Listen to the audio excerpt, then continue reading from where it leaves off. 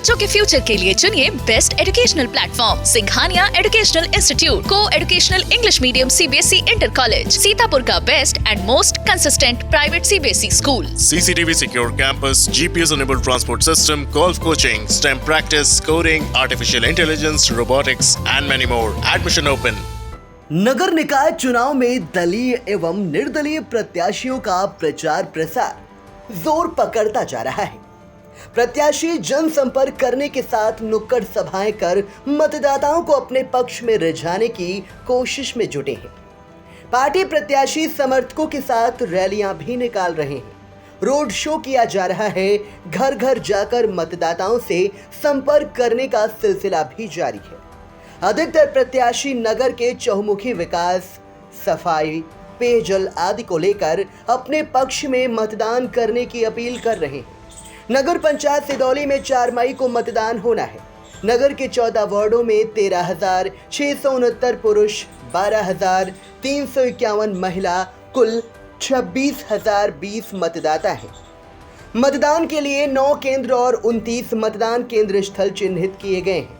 मौजूदा परिदृश्य पर नजर डालें तो भाजपा से पूर्व चेयरमैन गंगाराम राजपूत, सपा से रमेश यादव, बसपा से ब्रज किशोर, आम आदमी पार्टी से आनंद कुमार मिश्रा मैदान में हैं। इसके अलावा रामपाल भार्गव एडवोकेट, पूर्व चेयरमैन स्वर्गीय उमाशंकर मिश्रा की पत्नी गीता मिश्रा, भाजपा से दावेदारी करने वाले मनीष पांडे भी निर्दलीय रूप से चुनौती दे रहे हैं।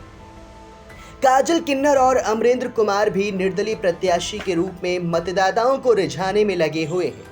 हालांकि काजल किन्नर एक केस में विचाराधीन कैदी के रूप में कारागार में निरुद्ध हैं, लेकिन उनके साथी जोर शोर से प्रचार में लगे हैं। इंडिया के सिधौली देहात संवाददाता राजन भार्गव ने बसपा प्रत्याशी ब्रज किशोर उर्फ राजा निगम से उनकी प्राथमिकताएं जानी।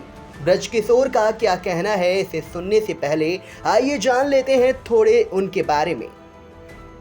ब्रज किशोर इससे पहले भारतीय जनता पार्टी के कट्टर समर्थक थे। उन्होंने भाजपा कार्यकर्ता के रूप में नगर में अपनी पहचान बनाई। पेशे से जमीन व्यवसायी हैं, धार्मिक कार्यक्रमों में बढ़ चढ़कर भाग लेते हैं। इंटरमीडिएट उत्तीर्ण राजा निगम पहली बार नगर पंचायत में अध्यक्ष पद पर चुनाव लड़ रहे हैं। नामांकन से 2 दिन पहले उन्होंने अपना दावा बसपा प्रत्याशी के रूप में किया। आइए अब जानते हैं उनका क्या कहना है। नगर निकाय में प्रत्येक आवंटन के बाद अब चुनाव अपनी सरगर्मियों पर पहुंच चुका है। प्रत्याशी लगातार जनता के बीच में जा रहे हैं। हमारे साथ आज मौजूद हैं नगर निकाय सिधौली से बसपा के प्रत्याशी ब्रज किशोर उर्फ राजा निगम। आइए उनसे जानते हैं किन मुद्दों के बीच जनता के बीच जा रहे हैं, अगर वो जीतते हैं सिधौली के लिए क्या करेंगे, क्या उनकी योजनाएं हैं। आइए जानते हैं। आप सभी को अभिवादन और वंदन और धन्यवाद देता हूं। और हमारे आदर्श नगर पंचायत सिधौली की जनता को, देवतुल्य जनता को मैं धन्यवाद देता हूं कि इस लायक मुझे बनाया है कि आज खड़े होकर के मैं सबके बीच में जा रहा हूं, सबका आशीर्वाद प्रदान कर रहा हूं और जनता भी हमें सहयोग प्रदान कर रही है। अभी तक आप भाजपा के कट्टर समर्थक माने जाते थे, ऐसा क्या हुआ कि एकदम से भाजपा को छोड़कर आपने बसपा को ज्वाइन किया? देखिए ऐसा है ना, सब समाज में मेरा व्यवहार था और सब समाज की सेवा भी की मैंने। तो मैंने सोचा कि हम सब समाज में जा कर के जो है वोट मांगेंगे और बीएसपी की भी वोट मुझे मिलेगी। इसलिए मैंने सोचा कि बीएसपी में मुझे अच्छा सम्मान मिल रहा है। कैसा जनता के बीच सहयोग आपको मिल रहा है? जनता को आप आप उम्मीदें उनसे जाहिर कर रहे हैं, कैसा वो आपको सहयोग करें? जनता को मैं विश्वास दिलाना चाहता हूँ। अगर मैं इस आदर्श नगर पंचायत सिधौली से चेयरमैन पद पे अगर मुझे बिठालते हैं तो मैं गरीब जनता की पूर्ण रूप से सेवा करूँगा। मेरे पास किसी प्रकार का लालच नहीं है, लेकिन इतना जरूर है गरीब जनता की सेवा जरूर करूँगा, इसमें कोई संदेह नहीं है। बसपा पे एक आरोप लगता है कि वो टिकट बेचते हैं, क्या ऐसा कुछ आपके साथ हुआ? टिकट आपको खरीदना पड़ा? अरे नहीं, ऐसा हुआ ही नहीं है। और पार्टी में जब से आया हूँ, बहुजन समाज पार्टी में आया हूँ, बहुत सम्मान मुझे मिल रहा है। जो सदस्यता शुल्क है वही सिर्फ मुझे मतलब पार्टी बेस में देना पड़ा है। बाकी मुझे किसी प्रकार के कोई भी पार्टी का कोई भी छोटे से लेकर बड़ा पदाधिकारी तक किसी ने ये नहीं कहा मुझे पैसा दीजिए या पैसे से टिकट आपको देंगे, ऐसा कोई नहीं आया है, ऐसा कोई चांस नहीं आया है। जीतने के बाद जनता के लिए क्या काम करेंगे जो आपकी प्राथमिकताओं में रहेंगे? और जीतने बाद तो मैं सब समाज की सेवा करूँगा, जो काम अधूरे हैं शहर के वो सब पूरे करेंगे। क्रिकेट मैदान जैसे किसी गरीब जनता की शादी ब्याह लड़की की या ऐसे तरीके के कई होते हैं उदाहरण, जो कि गरीब जनता की सेवा करूँगा।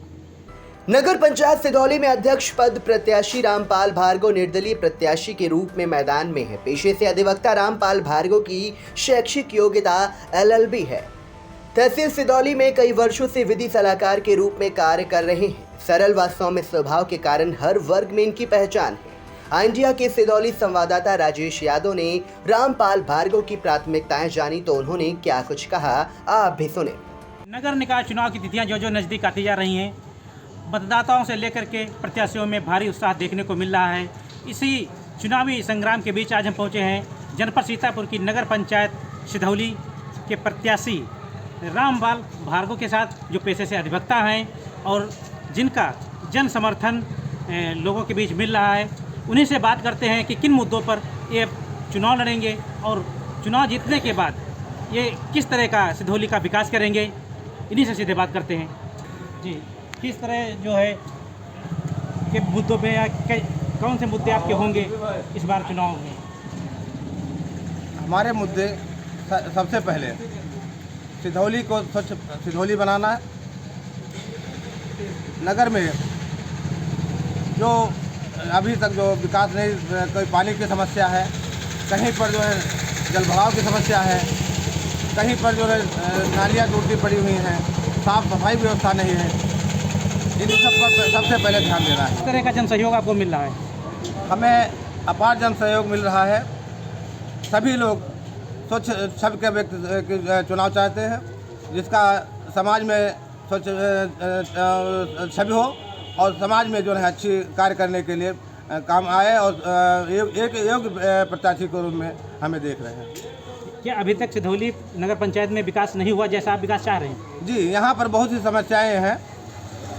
ना तो यहाँ पार्क है टहलने के लिए, ना तो यहाँ पर जो है किसी कोई अगर व्यक्ति जाना चाहे कहीं टहलने घूमने के लिए, कोई ऐसी सुविधा नहीं कि जहाँ पर आदमी जो शाम या सुबह अपने परिवार के सहित जा सके और वहाँ बैठ सके। मैं ये चाहता हूँ कि यहाँ पर पार्क की व्यवस्था हो, साफ़ सफाई की व्यवस्था हो और जो जलभराव की समस्याएं बहुत ज़्यादा है। जैसे महमूदा चौराहे पर बरसात होती है तो सड़क पर पानी भर जाता है। संत नगर मोहल्ले में पानी का कोई भी निकास की समस्या, बहुत सी समस्या पड़ी हुई, पानी का निकास नहीं, वहाँ निकास की व्यवस्था करना है। कहीं कहीं पर टंकी की व्यवस्था नहीं है, पाइप की व्यवस्था नहीं जिससे पानी उनके घरों तक पहुँच सके, वो व्यवस्था करना है। और बहुत सी समस्याएं ऐसी पड़ी हुई हैं जो छोटी मोटी अपने हल हो सकती हैं। जो टूटी नालियाँ टूटी पड़ी है, वहाँ पर जो है पानी का भराव है, गंदगी फैली हुई है, जिससे महामारी पैदा होती है। इन सबको दूर करने के लिए मैं आया हूँ। और जैसे कि आप पेशे से अधिवक्ता हैं जी, तो यदि आप नगर पंचायत अध्यक्ष बन गए तो फिर जो है आपका जो व्यवसाय है ये कैसे चलेगा? मैं उस व्यवसाय को न चला करके मैं व्यवसाय के जो है अपना नगर पंचायत के अध्यक्ष जब कुर्सी पर बैठूँगा तो मैं जनता की सेवा करने के लिए आ रहा हूँ। जनता की सेवा करने के लिए उनके जो भी सुख दुख में मैं शामिल रहूँगा और उनके साथ में कंधा से कंधा मिलाकर रहूँगा। उनकी जो समस्याएं हैं उनकी दूर करूँगा। मैं अधिवक्ता जरूर हूँ, लेकिन अधिवक्ता के नाते मैं अन्य विकास के राह पर जो भी समस्या होंगी उनके लाऊंगा और उनको आगे बढ़ाऊंगा और इस प्रकार से जो भी समाज के हित के लिए होगा वो काम करूँगा। क्योंकि अध्यक्ष पद की कुर्सी प्राप्त करने के बाद तो अधिवक्ता का कार्य नहीं संभाल सकता। हमारे बीच जो प्रत्याशी अध्यक्ष पद के प्रत्याशी रामपाल भार्गव जो पेशे से अधिवक्ता हैं, इन्होंने बताया बेबाकी से सारे जो है सवालों के जवाब दिए। इनका कहना है कि चुनाव जीत जाने के बाद हम जो अधिवक्ता का जो व्यवसाय इनका है वो नहीं करेंगे, वो समाज सेवा करेंगे, नगर पंचायत के लोगों की सेवा करेंगे, जो अधूरे विकास रह गए हैं वो पूरे करेंगे।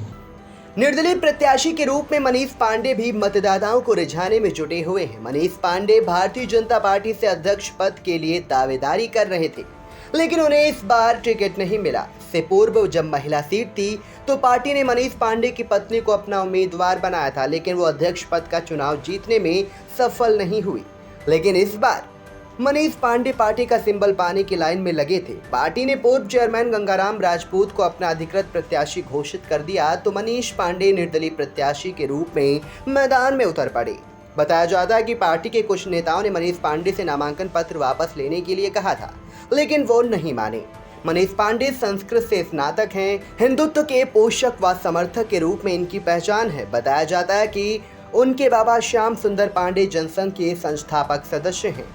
मनीष पांडे ने विश्व हिंदू परिषद के जिला उपाध्यक्ष के रूप में कई वर्षों तक कार्य किया। मनीष पांडे की पहचान आचार्य के रूप में है। मिलनसार एवं मृदुभाषी मनीष पांडे की क्या प्राथमिकताएं हैं, इसे लेकर आई इंडिया के सिधौली संवाददाता राजेश यादव ने बात की।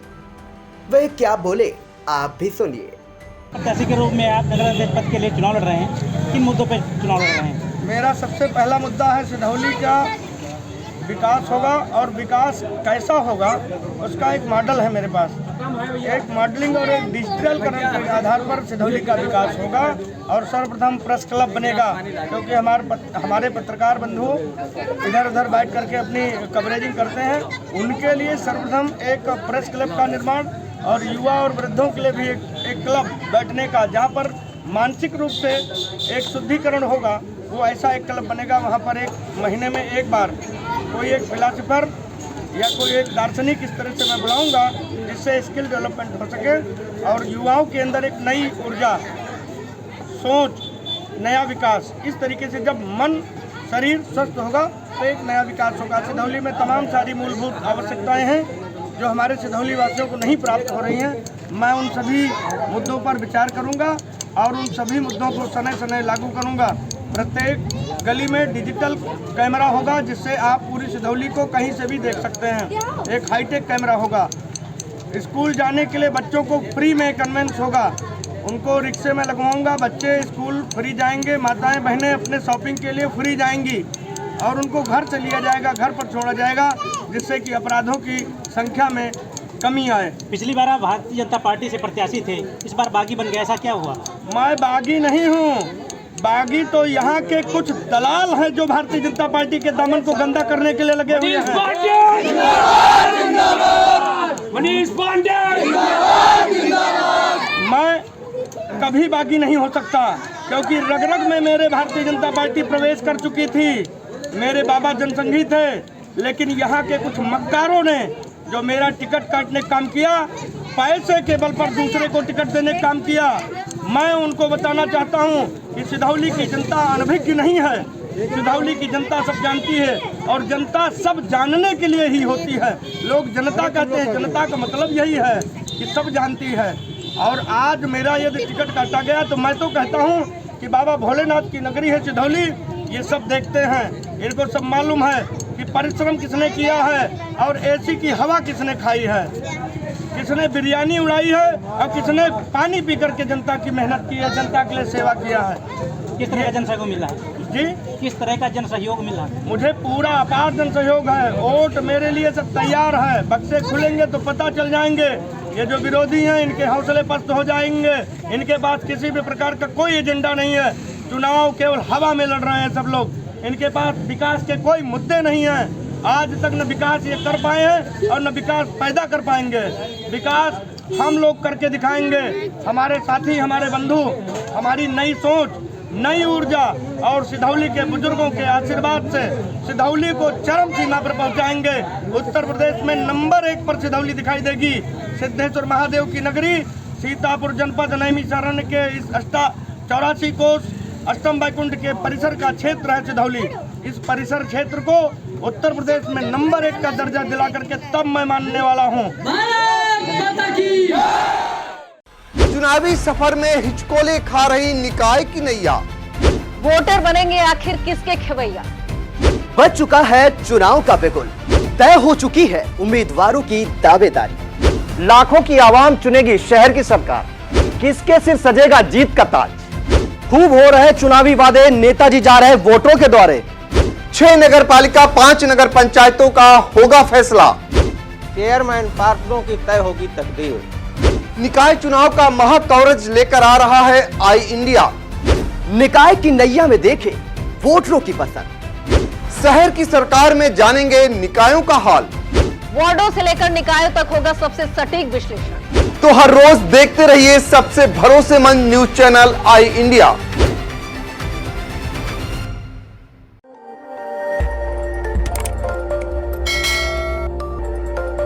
खबर आपकी, नजर हमारी। देखते रहिए आई इंडिया।